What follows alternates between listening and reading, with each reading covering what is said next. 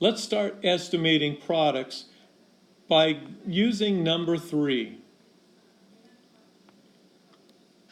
25 hundredths is 1/4. So let's write 1/4 down. Then 4 right here goes into what number that's close to 20 and 2/10? That would be 20.